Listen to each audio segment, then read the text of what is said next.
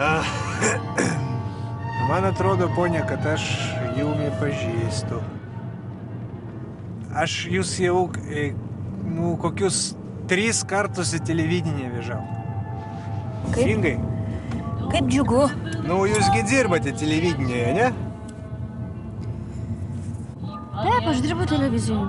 Vot, a mano švogeris tam šou versle irgi dirba. Su jisai pas tą, akulą tą, Aroną Valinskių dirba. Vot, jisai dirba pas įvairuotojų. Dieną naktį pas jį, kaip sakant, baranką krūtit. A mano dukra, Oksana, toksai vardas, išgirdate toksai geras sceninis toksai vardas.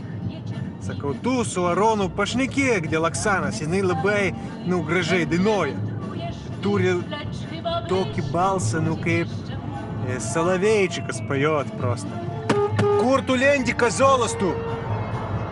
Plaukai šviesus, ilgi, gražus, šviesus plaukai. Nekaip ten, ta visa ten tas kelias tam, kur ten tas astram, kadastram, pidarastam. Į mano Oksaną visus tos vaikučius, kur ten dainuoja, tam fabrikoje ten to, tai jinai visus razom nugalėtų. Ką tu žiūri, važiuok čia nežiūrėjęs. Žiūrėsi įsižiojęs. Tu jo mašinai trinėjasi, sakau, ir negali su jo pašnekėti dėl Oksanos? Kaip mane zloba paėmė, aš negaliu. Aš jam, kai sakant, širdį, a jis man figa, kaziolas. Pikti žmonės pas mumis gyvena Lietuvoje. Darbštus tokie žmonės, darbštolėliai, lietuvėliai yra, bet, kokie zlobni. Dėl savo žmogaus nieko nepadarys. Įkeiksiu, žinokite, ponė toj.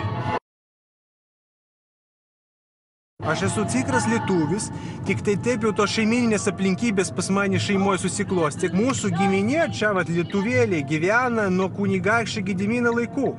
Medį tą, tas, kur ten visi giminės tam... Genealoginis. Tas... Ką jūs sakėte, tas medis? Ginekologinis medis. Ладно, aš сделал tą medis. Agirdzi, ką tu čia darai? Daug žmogui dirbti. Jūs geriau Oksanai normalaus darbo paieškokit. O tai dabar, žinai, dainuoja visi, kas netingi. Vot. Iš jumi bus tik tai 30 litukų. Kiek? 30. Aš turiu čia 20. Jūs, ponia, pažiūrėkite, gal ten kokią mėlačiaus turite, ar ką? Va, 6 kem. Daugiau neturiu.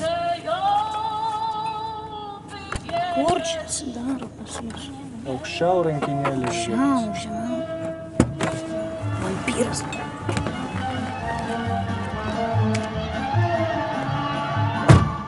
Show business.